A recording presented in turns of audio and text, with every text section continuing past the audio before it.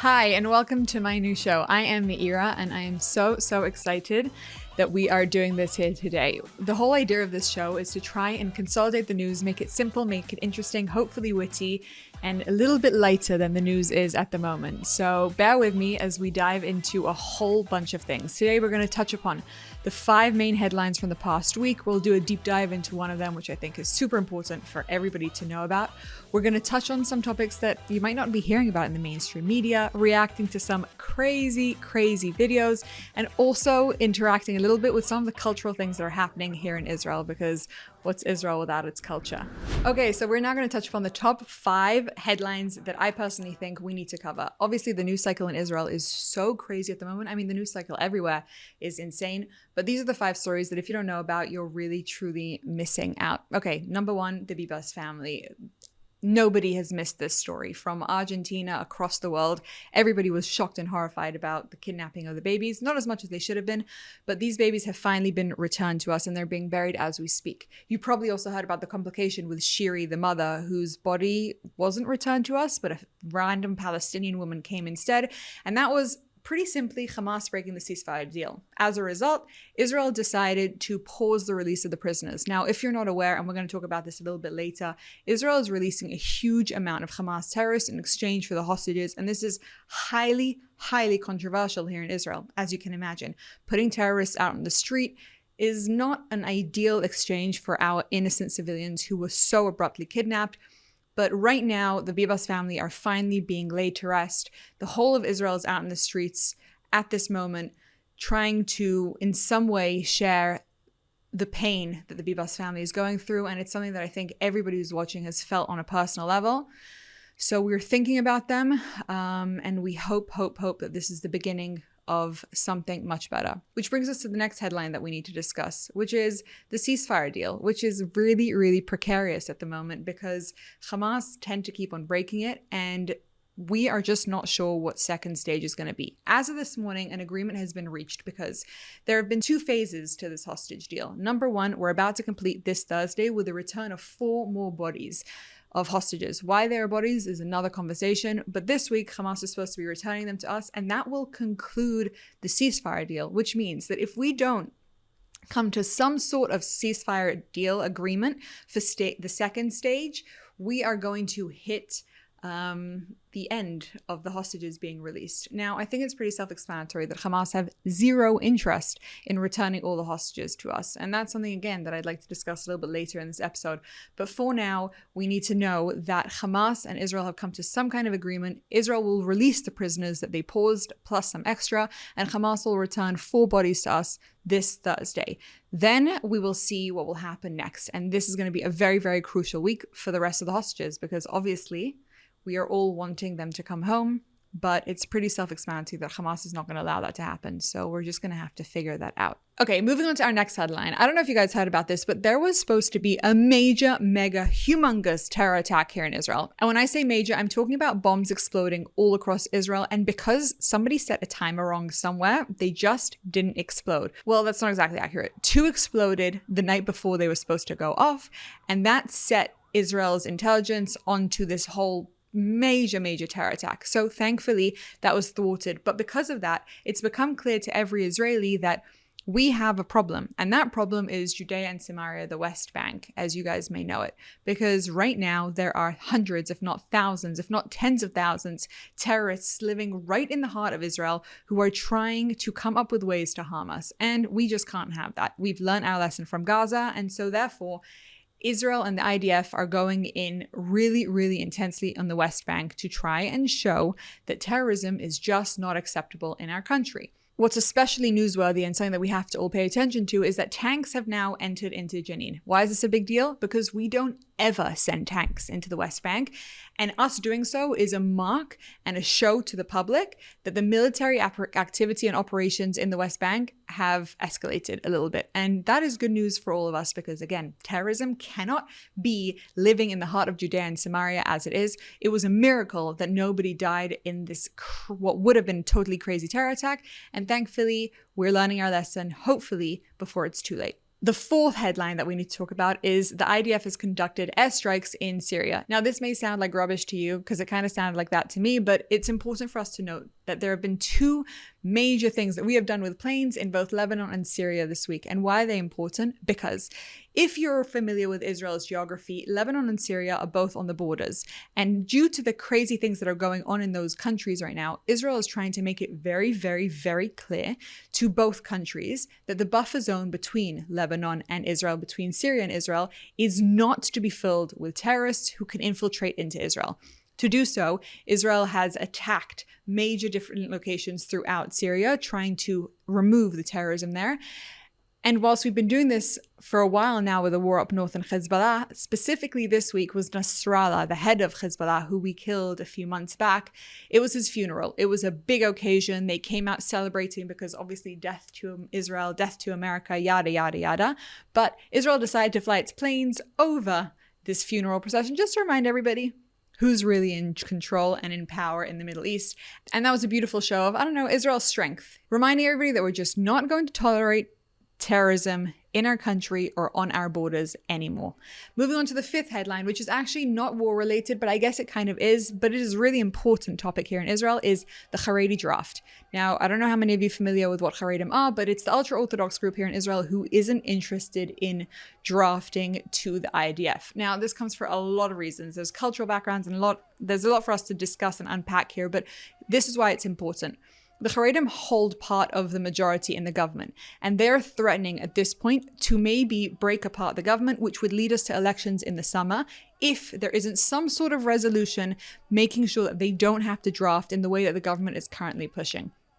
Again, it might sound like a niche story to those who aren't aware, but the government falling in the middle of a war is really, really complicated, and you'd be surprised. Netanyahu and his teams are spending a lot of time on this right now to try and resolve it, hopefully ensuring that the IDF can continue to draft the people that it needs, which might include the ultra-Orthodox, but also making sure that the government stays stable during this time and that we don't have to go to elections during a war. Okay, let's jump into a deep dive a little bit about the ceasefire and what this means moving forward. Now, there are three other stories that are going on that you might not have heard of as much, just because the media doesn't tend to show us all the truth here in Israel, but quickly, let's touch upon them. Number one, Yair Lapid, the head of the opposition, has come up with a new plan for Gaza, which I'm sure most of you have heard by now. Trump had a little bit of an interesting plan for Gaza, and it was very controversial. But Lapid, the head of the opposition, coming up with his own plan, which includes Egypt taking over for 15 years, etc., is really complicated and not so okay, in my opinion, if you ask me, because during the time of a war, internal government politics should not be made external. And specifically, when we have spent a year and a half trying to get the international world to recognize that what's going on in Gaza is not okay, to have a member of our government come forward and suggest a new plan which completely disregards everything that Trump has said and everything that Netanyahu is saying, it's not so cool, just to say the least. The second thing I want to touch upon is that Netanyahu is still on trial. Guys, Netanyahu, the head of Israel, in the middle of probably the most insane war the Middle East has ever seen, is on trial. There's a lot to say on this, and it's part of a much bigger topic. The whole conversation around deep state, which we're going to touch upon in a minute, is really more impactful than people realize. The fact that Netanyahu is being held in a room needing to give hours and hours and hours of testimony to a court in the time where most of the country believes and feels quite strongly that he should be dealing with the war, kind of shows a little bit about how our bureaucracy works, how our system here works, and how it's often completely nothing to do with what the people really want. The third story is the economic struggle here in Israel. I don't know if people are aware of how much this war is going to impact us or how much it already has impacted us, but just think about it for a second. All the people who have been displaced, all the businesses that have stopped, the tourism that has kind of completely shifted, everybody in the army and at war not being able to sustain their work. I think the statistics now are a third of the people in Israel have had significant economic losses due to this war, and the long-term impacts of this war, including the astronomical price of the war on the economy, is something that we're going to be talking about quite a lot for a long time to come. So those are the three stories that you just probably aren't hearing about, but are important for us to note because they're really, really impacting the country. Somebody in our government going out against the current plan, the government itself, Netanyahu, being held on trial, and our economy tanking. Pretty big deals, if you ask me. So whilst we plan on deep diving into a lot of different topics here on this podcast, one thing that I really want to touch on today is the ceasefire and the next steps, because it's not really clear how this is ever going to move forward and what the long-term solution is, because we have a conundrum. The conundrum being as such: Hamas are utterly uninterested in ever leaving Gaza or in disbanding whatsoever. And that is the non-negotiable of the war. The second thing that we're struggling with is the fact that Hamas are never going to give over all the live hostages. Why? Because it's their one strong negotiating card. And here in Israel, people are going to struggle. Everyone's going to struggle until all the hostages come home. And that's pretty self-explanatory. So there are three main options for what can happen now with the ceasefire deal, with the second stage of the hostages coming home. Number one, Hamas completely disarm, give over all the hostages, agree to give up leadership in Gaza, unlikely to happen, and Israel stops the war. That would be ideal, but it's probably wishful thinking, I think we could say at this point. The second option is that it kind of continues the way that it is. Right now, we've divided into stage one and stage two, phase one, phase two, but I think that it's probably likely that phase two is just going to be a continuation of phase one. They keep on releasing some live hostages, some hostages that are no longer with us, and we keep on releasing prisoners in exchange. And it kind of keeps on going until something explodes. The third option is that Hamas just refuses to give over any more hostages. And in that case, Israel is going to go right into a war. And a war, I think at this point, hopefully, unlike we've seen up until this point. Why do I say that? You guys remember when Trump suggested and supported the idea that Israel just break all hell on Gaza? Well, that was never actually going to happen. And it was more of a suggestion and a really, really genius strategy to shift the narrative a little bit away from it being Israel's responsibility to end the war, and rather proving to the world that Israel should be doing whatever it can to get our hostages home. And I'm super, super happy with that narrative shift, because boy, oh boy, have we been waiting for it for a year and a half. But now we have the proper support from the administration, which was the thing that's been holding us back. Now, there's another thing that's been holding us back a little bit, which is the internal bureaucracy here in Israel. There are many people here, people in the IDF including, who have much more control than you would know, who aren't interested in us going out in an all-out war, which is why we're still sending aid to Gaza, which, if you think about it, is probably the craziest thing of all time. Never ever has there been a war in which on one hand, we attack the country, and on the other hand, we keep them alive and keep sustaining them. But again, a conversation for another time.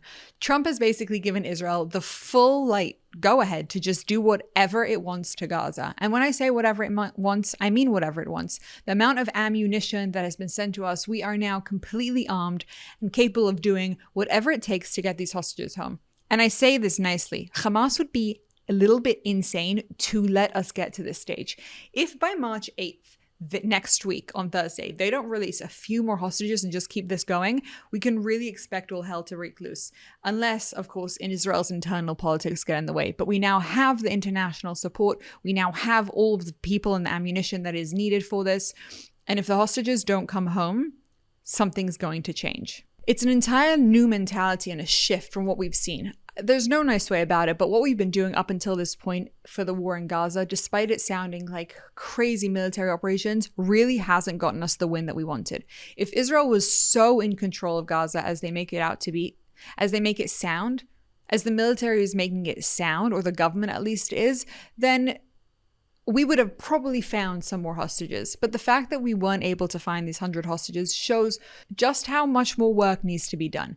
And I'm hoping, against hope, that it was the Biden administration that held us back and not Israel itself and its policies that have led us to this point that are holding us back. Hopefully, with the support of Trump and the administration, we will be able to go into a full-fledged war and end Hamas as they exist right now, because terrorism just can't exist. It's also important to remember, whilst we're talking about this, that this whole concept of Palestinian civilians, and I say civilians like this because they are not peaceful people. Why do I say that? I don't know if you guys are aware of how many different terrorist groups exist within Gaza, and the fact that there are millions and millions of Gazans who have been left destitute, homeless, living in tents, and yet none of them listen to Israel's call to return the hostages in return for freedom and financial safety. There's this whole discussion around this Trump idea of how many Gazans are going to want to leave, and the truth is, I'm not sure. I'm not sure how many of these Gazans actually want freedom versus how many of them are not willing to stop until they get their way, and their way is death of Jews. It's unfortunate, but it's their holy grail. It's the thing that they believe in most. They want to take over Israel and kill as many Jews as they want. They see martyrs as the ultimate sacrifice that a person can make. And you know what? That's something that we're going to have to figure out as a country. What you do when you have 2 million people who really want all of us dead. I don't know. And I don't think that anyone knows, but we're figuring out as it goes. And what I do know is that feeding them, giving them aid, taking care of them whilst pretending to wage a war against them is probably not the right solution. So we're going to have to figure that out. And hopefully with Trump's backing, we'll get there. I've wanted to put a segment on here, which is called What Israelis Are Talking About, which I think is super fun and interesting to just discuss a little bit some of the cultural things that are going on. And right now, one of the main topics of conversation is the Eurovision. I don't know if you guys are familiar with this, especially if you're coming from the United States, but the Eurovision is this big cultural contest in Europe. I don't know why we're part of it if we're not Europe, but I guess we can figure that out and maybe I'll answer that next week. But it's this big contest in which lots of musicians come up on a stage and it has become highly, highly political and controversial. Now, if you've all heard of the song Hurricane/October Rain, or you've seen Eden Golan, that girl with the long purple hair, you'll know that the Eurovision symbolizes something a little bit bigger, at least to Israelis, than just a singing competition. There are tons of singing competitions everywhere in the world, but Eurovision is it just does something to the Israeli pride. And it really is one of the things that is talked about nonstop here in this country. So now we've got the most amazing candidate, and her name is Yuval Rafael. And when I say that, when I watched her for the first time, her first audition, I was blown away. This woman, she dominates a stage better than anyone else that I know. Genuinely, she is just pure magic. She's never performed before. She gets on the stage and I was hypnotized. Not only that, she's a fluent English and French speaker because the Eurovision is happening this year in Switzerland, but she's also a Nova survivor and she has presented for Israel so eloquently in the UN. She is such a star. She is a national treasure and I'm so excited for the song to be released. But part of the conversation that's happening here in Israel is if we should even go to the Eurovision, because there are a lot of Israelis who feel, you know what, like, why? Why should we stand up in front of a stage being booed? Why should we even participate in such a thing? If they don't want us, they don't deserve to have us. We're so much better than that. But then there's the other people, and I think that this is the majority of Israelis who feel like, no, go, give it your all, show them what we've got, because Israel's talent is amazing. And just FYI, you should know, we are polling to probably win, which is not likely, but we're at least polling that way in the Eurovision polls. Why is it unlikely to win? Because so many countries are going to vote against us just because of the politics. But that's irrelevant. She's going to get on that stage. She's going to dominate. This song is going to be the song of the year once again, just like Hurricane was last year. You wait and see, and I can't wait to show it to you guys on this show. Another thing that I want to talk about is the tweet of the week, which is when Elon Musk called out, have you guys seen this? He calls out the deep state of Israel for holding Netanyahu on trial. I love this. If you're unfamiliar, the concept of a deep state is that there are people who actually run a country who aren't in government and haven't been elected. Now, it sounds like really conspiracy theory, but it's actually kind of true and relevant. I don't know if you've ever worked in a company when there's the CEO, but then there's the person underneath them and they're the person who actually makes everything happen. Well, that's what happens here in Israel as well. You've got the government, they run the show, so to speak, and they're the ones who are elected, but their hands are very much tied by the bureaucracy and specifically by our Supreme Court. We will talk on another episode about the reform of the Supreme Court and what that means for Israel. And Elon Musk calling out this deep state because it's clear to anybody with a brain that Netanyahu should not be sitting trial right now during a war. And there must be other people at play here who are controlling what's actually going on in the country. I love this. I think it's so important and it normalizes a conversation around what else is going on that we are not actually privy to. We live in a democracy. We live in the Jewish state. We should know who's actually running our country. And unfortunately, the real players are often just not made out to the public. Good on you, Elon Musk, for calling this out. I don't agree with everything you do, but this one is absolutely correct. Make it known to the world that not everything is the government's responsibility in this country. I wish the government had more control over what actually happened here, but they don't, alas. It's much, much more to do with these other players that are not voted in and people are unaware of. Have you guys seen this video, the video that Trump posted today? Okay, so anyone with a brains can clock the fact that he doesn't actually mean this, but I think it's such a good indicator to a few things. Number one, this, as Trump says, is prime real estate for Israel, and there is no bigger indicator to how much Israel cares about peace than us giving up this prime real estate to try and build some sort of peaceful reality with the Gazans. Alas, they completely screwed that up, but it's proof, once again, of how much Israel would have loved to have peace, and yet look what they did. Look what they did to Gaza. But again, this is just such a classic Trump move to take what people are saying is the craziest idea ever and to just make more fun of it because he just doesn't care what people say. And that is what's going to help him win and make peace here in the Middle East, because people can't believe how far he's willing to go and how confidently he does it. And that makes the Palestinians and specifically Hamas really afraid, which for Israel is a great thing. Okay guys, I think that's a wrap. We've touched upon basically everything that you probably need to know about what's happening here in Israel, and next week we'll be right back here with the Meira K Show on the JNS YouTube channel, discussing everything that's important that's happening right now. Don't forget to subscribe and comment any questions you have. We'll be touching upon some of the things that you want to know about most right here next week. Thank you again for listening. I'm Meira. I'll see you next time.